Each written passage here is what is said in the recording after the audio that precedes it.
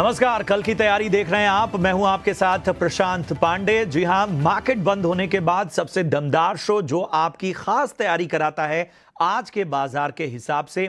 हम बनाते हैं आपकी विशेष रणनीति कल के बाजार के लिए, और इसके साथ ही एक बहुत बड़ा हिस्सा हम कवर करते हैं आपके सवालों का। तो वो सवाल जो आप हमें सोशल मीडिया, यूट्यूब, इन सभी प्लेटफॉर्म्स पर भेजते हैं, उन सभी सवालों को हम शामिल करते हैं। लेकिन सबसे पहले आपको हम बता दें कि आपको अपने सवाल हम तक पहुंचाने के लिए करना क्या है। जी हां, तो कुछ नहीं करना है आपको। अपने सवाल हम तक पहुंचाने के लिए हमारे तमाम सोशल मीडिया प्लेटफॉर्म्स को आपको फॉलो करना है और उन सभी पर अपने सवाल, अपना नाम और अपने शहर के नाम के साथ आपको हमें भेज देना है।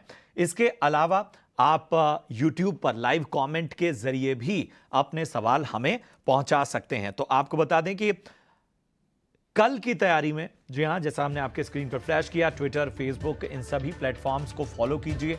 #KKT यानी कल की तैयारी स्पेस अपना सवाल हम तक पहुंचाइए। हम आपके सवालों को शामिल करेंगे। यही नहीं, यूट्यूब पर लाइव कमेंट करके भी आप अपने सवाल हम तक भेजिए। हम इन सवालों को शामिल करेंगे। इसके अलावा आपको बता दें कि आपको हमारे तमाम जो शो है उसमें अपने सवाल भेजने कैसे हैं। कल यानी बुधवार को हम आपके लिए लेकर आते हैं शेयर बाजार सबका अधिकार। जी हां, शेयर बाजार सबका अधिकार, ये अलग अलग समय पर हम आपके लिए लेकर आते हैं। और इस सेगमेंट में यानी कल की तैयारी में आप 3:30 बजे हर बुधवार को इस शो का हिस्सा बन सकते हैं। लेकिन इसमें आपको अपने सवाल हमें भेजने के लिए तरीका जान लीजिए। आपके स्क्रीन पर ये जो QR कोड हो रहा है, हम आज ये QR कोड आज से लेकर कल तक लगातार फ्लैश करेंगे ताकि आपको जानकारी हो जाए। जी हां, शेयर बाजार सबका अधिकार आम निवेशकों का शो है। आपके बेसिक से बेसिक सवाल हम इसमें शामिल करते हैं, चाहे वो शेयर बाजार से जुड़े हों, स्टॉक से जुड़े हों, इन सभी सवालों को हम शामिल करते हैं। तो शेयर बाजार सबका अधिकार में अपने सवाल हमें इस QR कोड को स्कैन करके व्हाट्सएप के जरिए भेजिए। अपने शहर का नाम जरूर मेंशन कीजिए। हम आपको कॉल के जरिए शेयर बाजार सबका अधिकार में कनेक्ट करेंगे। तो एक बार फिर बता दूं, ये QR कोड वो जरिया है जिसके जरिए हम आपसे कनेक्ट हो सकते हैं। तो शेयर बाजार सबका अधिकार में इस तरह से आप हमसे जुड़ सकते हैं।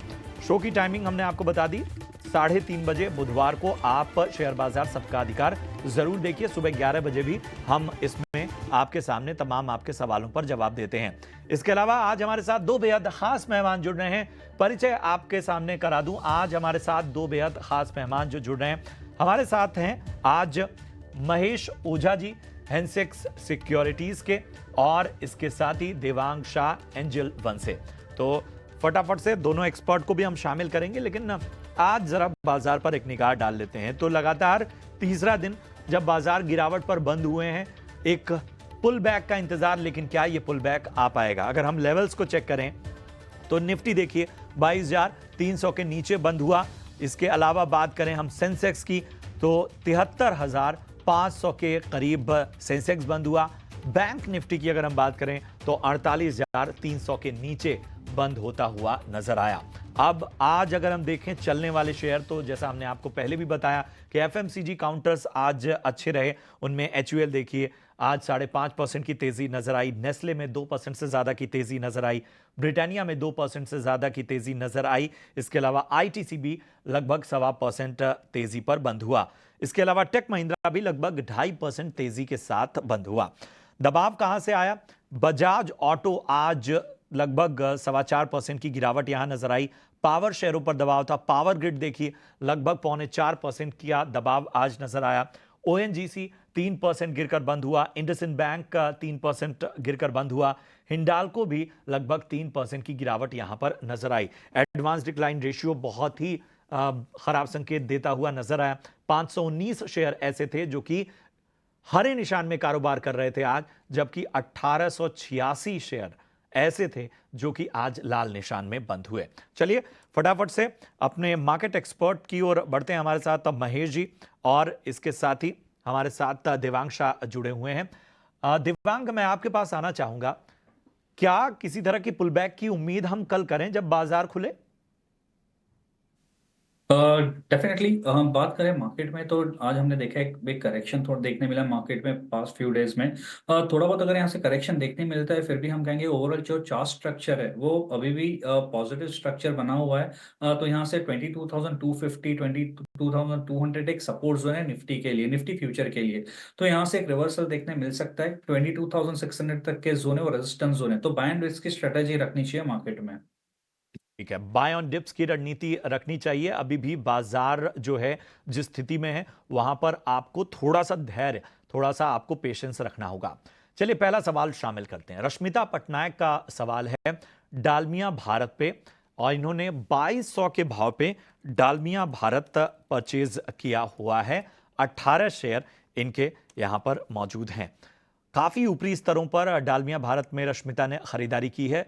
हालांकि स्टॉक्स की संख्या कम है, इसलिए नुकसान तो हो रहा है, लेकिन बहुत बड़ा नुकसान से वो यहां पर बच गई हैं। लेकिन इन लेवल्स की में क्या वापसी हो सकती है लॉन्ग टर्म के लिहाज से, चलिए समझने की कोशिश करते हैं। महेश जी, डालमिया भारत 2200 की खरीद क्या लग रहा है, ये भाव आ सकता है? डेफिनेटली इनकी खरीदी तो थोड़े ऊपर के लेवल की है, बट कंपनी फंडामेंटली स्ट्रांग है। तो ये यहाँ से एक पुल बैक जब भी आता है 1950-2000 के करीब आता है, तो या तो वो लेवल पे एग्जिट कर सकते हैं, नहीं तो थोड़ा टाइम इसको और देना पड़ेगा काउंटर को। तो हो सकता है कि इनके भाव भी विजिबल हो जाए। फिलहाल ये लेवल पे सेलिंग की कोई एडवाइस नहीं रहेगी। हाँ, एवरेज अगर करना है तो थोड़ा बहुत और इसको एवरेज आउट किया जा सकता है, जिससे कि इनके थोड़े से ऊपर के लेवल में इनको एग्जिट का मौका मिल सकता है। तो यहाँ पे एग्जिट की सलाह तो नहीं रहेगी, होल्ड की सलाह रहेगी। और अगर थोड़ा छोटा मोटा अगर ऐड और करना है तो और ऐड कर सकते हैं। पर अगर आप थोड़ा बहुत और ऐड करते हैं और ऊपरी स्तरों पर जब एक उछाल नजर आए, तो वहां पर आपको यहां से एग्जिट होने की सलाह। वीरेंद्र सिंह रावत का सवाल है बीएसई लिमिटेड पे। 635 के भाव पे इन्होंने बीएसई लिमिटेड खरीदा हुआ है। काफी शानदार स्तरों पर खरीदारी एक ऐसे क्वालिटी स्टॉक में जिसकी तेजी पिछले दिनों हम देखते ही बन रही थी। पिछले दिनों खबरों की वजह से थोड़ा बहुत दबाव हमें नजर आया, लेकिन ओवरऑल बीएसई लिमिटेड एक बहुत ही फेवरेट स्टॉक रहा है एक्सपर्ट्स का। देवांग, आपकी राय क्या होगी?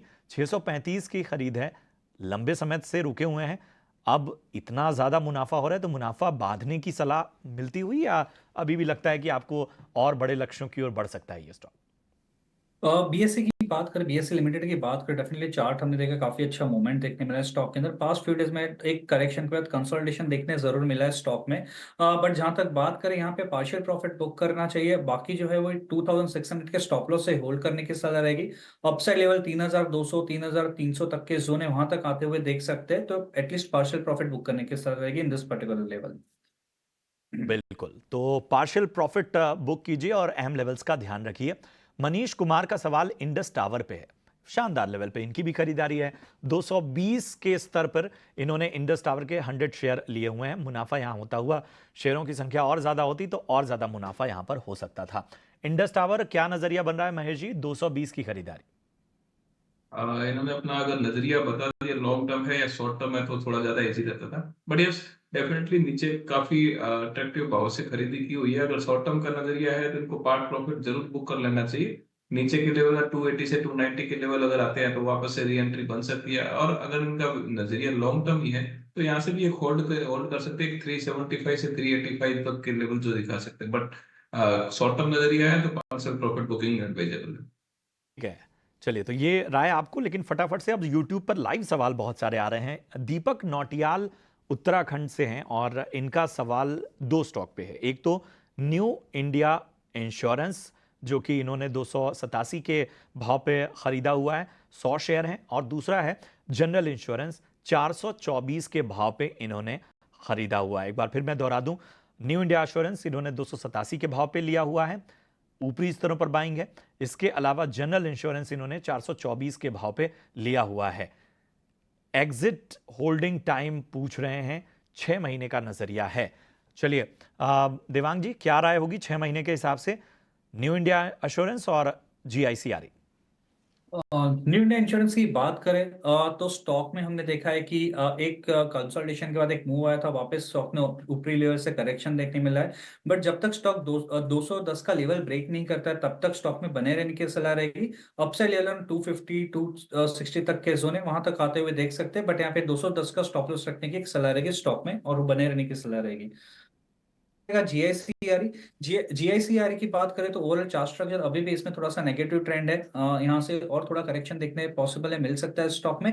310 तक के जोन है, वहां तक स्टॉक आते हुए देख सकते हैं, तो यहाँ से एग्जिट की सलाह रहेगी जीआईसीआरई से। या तो आपको एक बेहतर राय दोनों ही स्टॉक पर आपके मिलती हुई।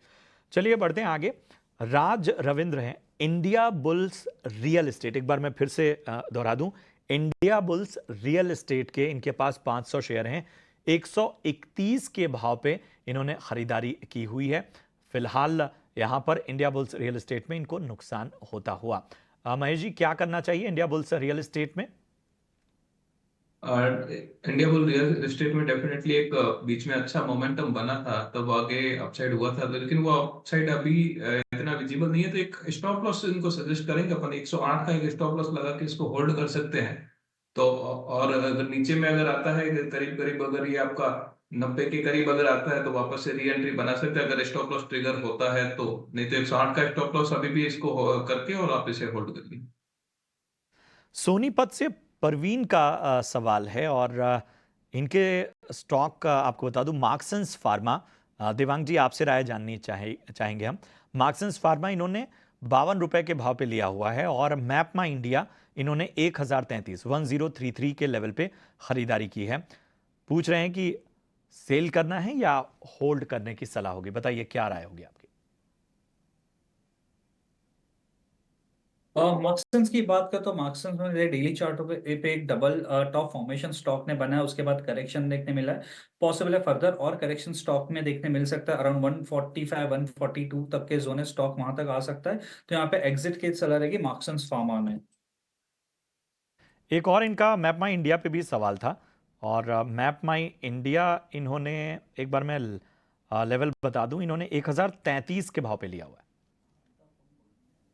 मैपमा इंडिया की बात करें तो स्टॉक में अब हमने प्रीवियस कुछ सेशन में डेफिनेटली एक बाउंस ऊपर की तरफ देखने मिला था, बट जहां पे एक रेजिस्टेंस फेस कर रहा है स्टॉक अराउंड 1960 तक के जोन, एक स्ट्रॉन्ग रेजिस्टेंस फेस कर रहा है स्टॉक। तो पॉसिबल है फर्दर इसमें भी हमें करेक्शन देखने मिल सकता है आगे आने वाले ट्रेडिंग सेशन में।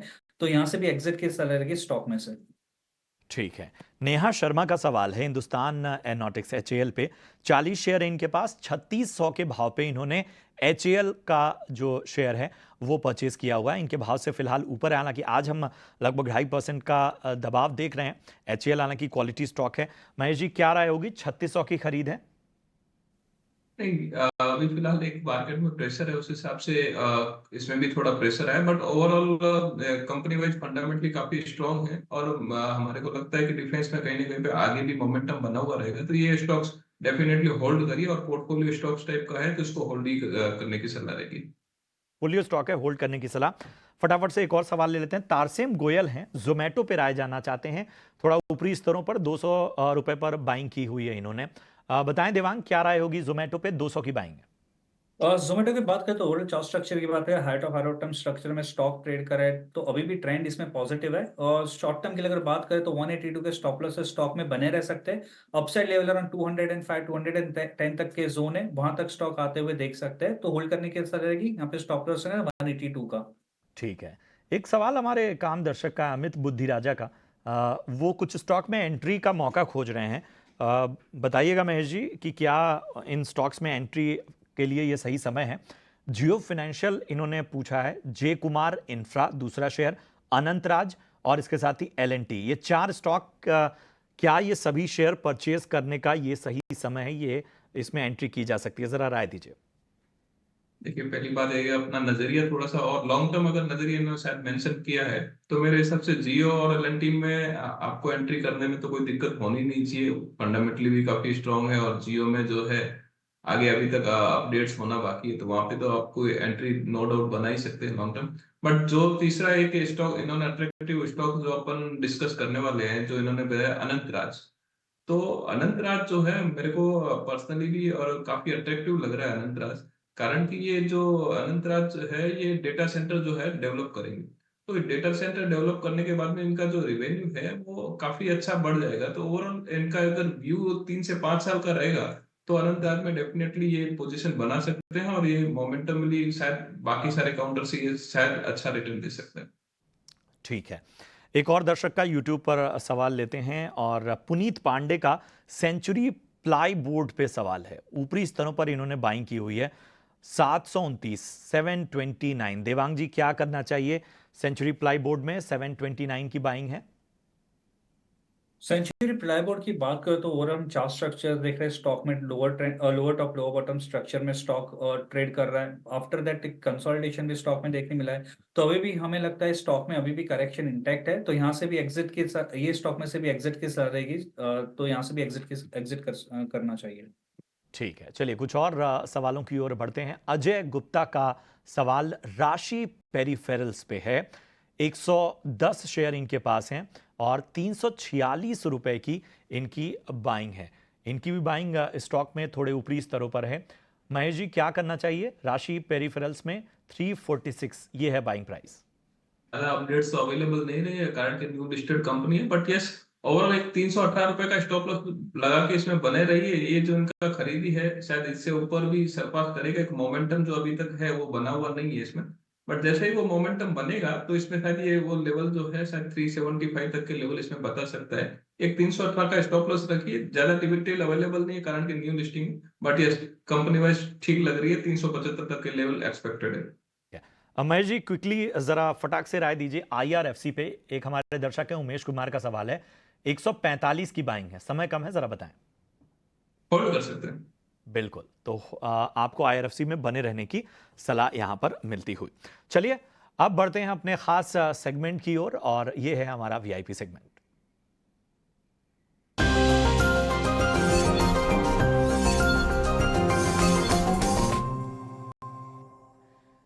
चलिए देवांग, सबसे पहले मैं आपके पास आना चाहूंगा। बताइए VIP पिक के तौर पर आज आपकी पसंद क्या है? तो हमने जिस तरह से मार्केट में वॉलेटिलिटी हम डिफेंसिव काउंटर्स पे देखना चाहेंगे। यहाँ पे फर्स्ट स्टॉक रहेगा आईटीसी का। आईटीसी में हम देखा कि आज हमने ब्रेकआउट भी स्टॉक में देखने मिला है, तो आईटीसी खरीदने की सलाह रहेगी। स्टॉप लॉस रखना है 433, टारगेट है 451।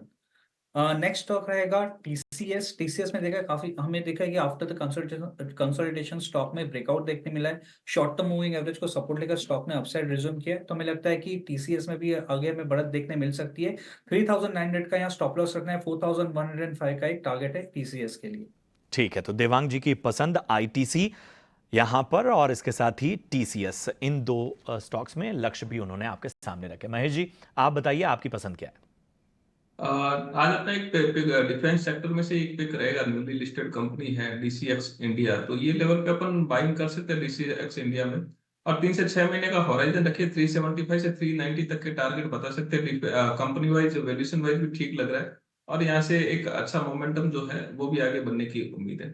दूसरा अपन जो है मेटल सेक्टर से लेंगे हिंडाल्को। हिंडाल्को में एक अच्छा खासा नोवेली के रिजल्ट भी बढ़िया आए हैं और अच्छा खासा आज एक अट्रैक्टिव लेवल भी अपने को देखने को मिल रहा है। तो 615 तक मिलता है तो हिंडाल्को अपन ऐड कर सकते हैं। 3 से 6 महीने में 640 से 675 तक के लेवल देखने को मिल सकते हैं। स्टॉप लॉस आपको 588 का मेंटेन करना पड़ेगा। ठीक है, तो DCS इंडिया और हिंडाल्को ये है VIP पिक के तौर पर महेश जी की पसंद। महेश जी और इसके साथ ही देवांग जी, आप दोनों का बहुत बहुत शुक्रिया हमारे साथ इस चर्चा में जुड़ने के लिए और कल की तैयारी में आम निवेशकों को गाइड करने के लिए। इससे पहले कि मैं आपसे विदा लूं, एक बार फिर से आपको बता दूं कि बुधवार यानी कल शाम 3:30 बजे हम लेकर आएंगे शेयर बाजार सबका अधिकार। तो आपको कुछ नहीं करना है। हमने जो QR कोड आपके सामने फ्लैश किया उसके बारे में हम सोशल मीडिया के बारे पर भी जानकारी आपको देंगे। शेयर बाजार सबका अधिकार हर बुधवार शाम 3:30 बजे। QR कोड स्कैन कीजिए और हमसे जुड़ जाइए। हम आपके सवालों को इस QR कोड के जरिए शामिल करेंगे। अपना और अपने शहर का नाम जरूर लिखिए, अपने स्टॉक का और नजरिया भी इसमें शामिल कीजिए। हम सीधा आपसे कल 3:30 बजे शेयर बाजार सबका अधिकार में जुड़ेंगे। चलिए इसी के साथ इस चर्चा में इतना ही, दीजिए इजाजत। लेकिन आप देखते रहिए ET Now स्वदेश। नमस्कार।